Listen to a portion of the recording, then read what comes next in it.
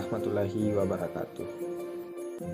Perkenalkan, kami dari mahasiswa-mahasiswi Universitas Muhammadiyah Parepare, Fakultas Ekonomi dan Bisnis, semester 6. Video ini dibuat untuk menyelesaikan salah satu tugas kelompok mata kuliah Pasar Modal dan Sekuritas dengan dosen pengampu Bapak Yusran Bakhtiar SEMAK. Kami dari kelompok 3, terdiri dari 4 anggota yang saling bekerja sama dalam memenuhi tugas presentasi kali ini. Langsung saja, inilah dia video presentasi kelompok 3.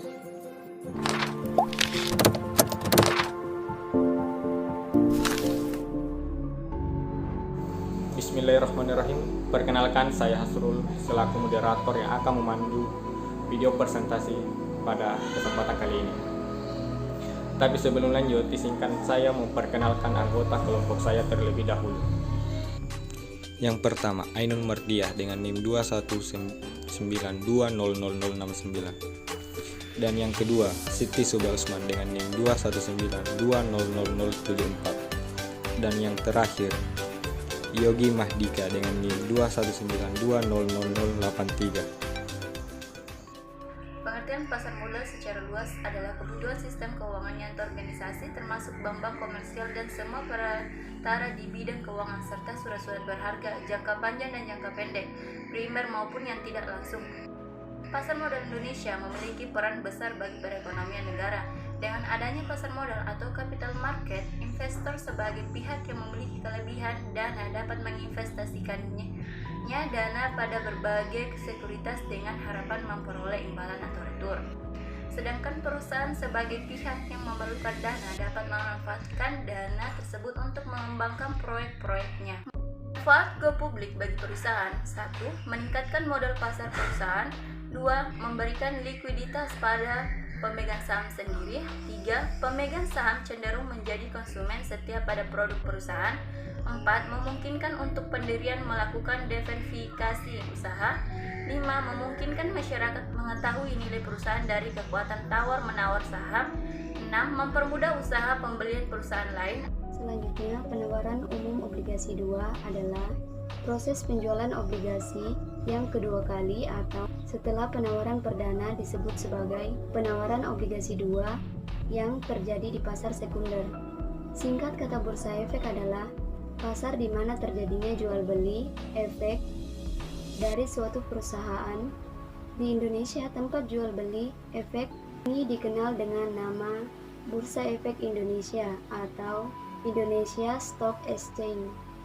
Selanjutnya, dalam industri pasar modal, Indonesia dikenal sebagai self-regulator organization yang dapat didefinisikan sebagai organisasi atau lembaga yang diberikan kewenangan untuk membuat peraturan yang berhubungan dengan kegiatan usahanya yang bersifat mengikat dan wajib diikuti oleh anggota-anggotanya. Terdapat 3 SRO di struktur pasar modal Indonesia, yaitu yang pertama bursa efek, yang kedua lembaga clearing dan penjaminan, yang ketiga lembaga penyimpanan dan penyelesaian. Materi selanjutnya yaitu profesi penunjang pasar modal. Ada beberapa profesi, yaitu pertama adalah akuntan publik. Akuntan publik membantu emiten dalam menyusun prospektur dan laporan tahunan sehingga tersaji memenuhi ketentuan yang ditetapkan oleh Bapepam dan Bursa Efek. Yang kedua itu adalah notaris. Notaris berperan ketika emiten, pihak sekuritas, pihak-pihak lainnya menyusun anggaran dasar dan kontrak lainnya. Yang ketiga, konsultan hukum. Konsultan hukum ini membantu dalam melakukan kegiatannya agar sesuai dan tidak melanggar ketentuan yang berlaku dan aspek hukum lainnya. Selanjutnya yaitu investor dapat membeli sekuritas baik secara tunai maupun sebagian pinjaman. Dengan menggunakan margin account, investor dapat membeli sekuritas secara kredit dengan meminjam uang dari pialangnya.